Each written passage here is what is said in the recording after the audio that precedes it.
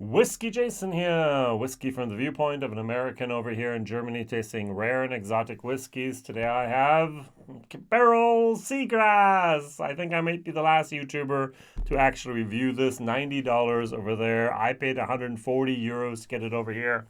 Now, be careful. Barrell Seagrass, there's many different batches.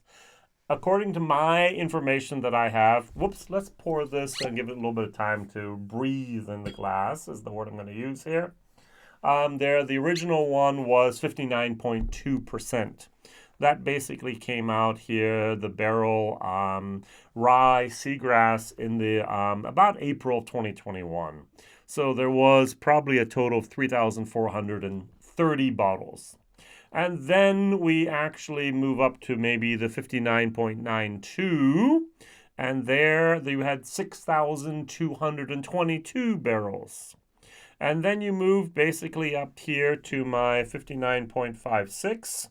And there we had 12,208. And then you move up maybe to the 59.29. If I see this right, then you have about 18,774 barrel bottles. So we're doubling basically, or 50% more of the cask or the batch size each and every time. All right, so there's very, very many different batches out there. I can count at least 1, 2, 3, 4, 5 different batches here in Whiskybase. And of course, there's a 16-year-old with 65.41%. Now, this is a very unique whiskey. Why? Well, first of all, it's Barrell's attempt to do something unique. So what is not unique is that they take whiskey from Kentucky, Indiana, Tennessee, and Canada and mix it all together. Rye whiskey. And then what really is unique is they finish it in 3 different types of casks. So what do we have here? We have our nice little Martinique rum casks with RHUM, very important. If you're a rum drinker, you know how important that is. And we have the Agricole casks here from our, okay, that would be the rum casks, sorry. We have the Apricot Brandy casks, and we have the Madeira casks. Now, what I would have done is I would have done something like Dad's Hat did. I would have said, okay, I have my vermouth, I have my port, I might have my sherry, and I would have different finishes for my rye whiskeys. Excellent. Angel's Envy only have the rum. Sagamore has a rum as well now. There are very many different rye whiskeys that have tried different things. But what I would not have done is like, hey, I'm going to take my 3 different finishes and just put them all together. In my home, we sometimes eat a casserole. A casserole is just another word for leftovers. All right, I'm sure there's some great casseroles out there made specifically according to a recipe because that's what we put and it has to be exactly the way that is.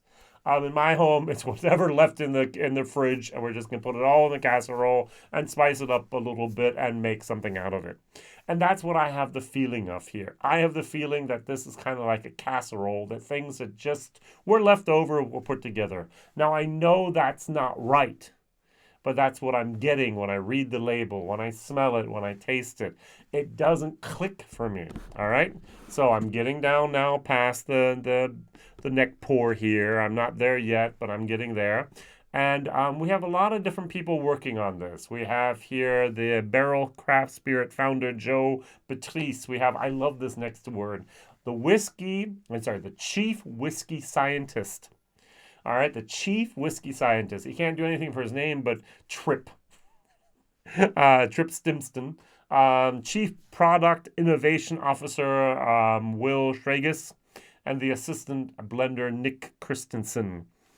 These people have actually made something very, very unique. It received double gold, not just gold, but double gold to all the different judges, all the people in the jury at the World Spirits Competition in San Francisco in 2000 and, what year was this here? Double gold, 2021 actually. Loved it. They actually said, hey, this is fantastic. I don't get the fantastic. I smell this. I get gummy bears, I get cotton candy, and I get a little bit of strawberry yogurt. And throw in some bubble gum with some rye spice. I don't know if I want gummy bears, cotton candy, strawberry yogurt, and a little bit of rye spice in my glass. I love rye. I don't know if I love finished ryes. Maybe I'd love it with one type of thing, but I don't know if I want 3 different type of things when I try it. This is my personal opinion. All right, I bought the bottle. I paid the $100. I paid the $90 and another $50 to get it over here.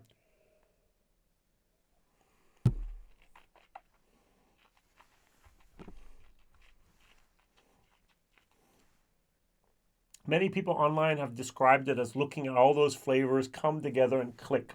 For me, they just scatter in all these different directions. I get a little bit of the port. I might have to get some port here. I get a little bit of the Madeira. I get a little bit of that Apricot Brandy. I've had some wonderful Apricot Brandy finished Irish whiskeys from Two Stacks. They were fantastic, but not this. I've had some wonderfully finished rum whiskeys. I like a good rum finish. It gives a sweetness. It gives a little bit of a depth to it. Otherwise, it wouldn't be there. Angel's Envy rum, the rye. I've had it where it's been so strong that I could barely even tell that there was rye whiskey there because the rum was so overpowering. Those are so fresh casks at the very beginning. They didn't actually understand, or they were not aware of how powerful those casks were. And I've had some Angel's Envy rye where the rum was hardly noticeable from Angel's Envy because the cask had been used twice, and the third time there was no rum left, so they have to recharge those casks. And sometimes it's great, sometimes it's not. And just to find that balance there. And even now, there's a chewing gum type of cotton candy moment there that I am not particularly fond of. I'm so sorry. Other people may love this. There are going to be probably 5 out of 10 people are going to go, this is my wheelhouse. Probably 3 out of 10 are going, well, maybe. And 2 out of 10, maybe I belong to that, are going, what did they do? Why did they do that? Oh no, why didn't you have 3 individual bottlings with just the rum, with just the brandy, with just the Madeira? That would have been fabulous. But throwing everything together, it's like a casserole. And it's just not something I'm really, really going for here. Is it unique? Yes. Is it a good bottle for a good value for money? No. $90 is a little bit too much for this. But what I do like that they've actually had certain batches follow up on this. What I dislike is, at least over here in Europe, we have to have a batch number on the bottle. We have to have the ability to do a recall. I don't see any information whatsoever in a tax stamp or in a laser code or anything here that would allow me to do a recall on this. Maybe they're hoping that the batch strength would be enough for the recall. I don't know. Is that the unique thing? Each and every bottle over here in Europe actually needs to have a number on it. It could be your own created number, but it has to be a easily recognizable and identifiable number in order to call back to recall those bottles if there were anything ever wrong with them. And so basically, if there were ever 2 batches here with the same proof, that would be the problem. Think Stag Jr. They don't have batch numbers either, but we do know them because they had different proofs. Yeah, you go online, you look at the list, you know, oh, I have batch number blah, blah, blah, even though it doesn't say batch number da, da, da. All right, I'm going to dilute this down a tiny little bit. First, I'm just going to add 3 drops of water. Now, it's not the strength of the whiskey. I mean, hey, 59.56, not the problem here. Very well blended that Tennessee, Indiana, Kentucky, Canadian rye. I think Barrell is one of the most innovative places doing great stuff with, I'm going to use the word blended whiskeys here. Not a bad word in my life, all right? We have blended malts, and we have on Ireland basically always blended Irish whiskey, and so on. That's not a bad thing. And yet, that those finishes all together are just overpowering my senses. Just too much of that bubble gum. It's almost a little bit like energy drinks, like a Red Bull or something like that. You have that liquid gummy. The gummy bears, that's what I'm getting here. And I don't like them either. That's my problem. Other people love those energy drinks. I don't.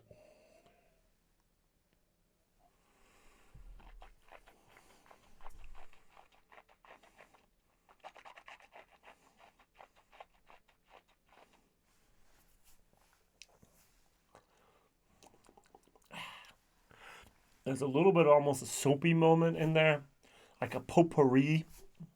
Not a fan of potpourri either. Sorry, just too many different senses at once. Scents at once for my senses. Okay, I'm going to dilute this down a lot. Take it down to about 30%, maybe even 20%. Maybe I'm the problem. Maybe that whiskey is just fabulous at a more diluted moment here.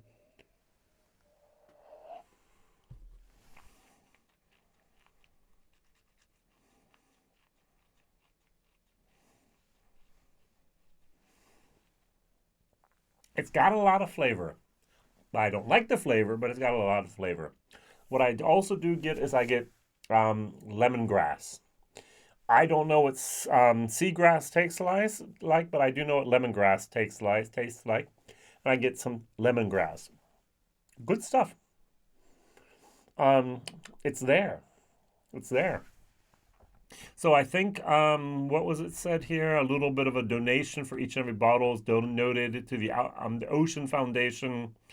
And that actually helps then to rejuvenate and to protect the seagrass in the ocean. So, yay.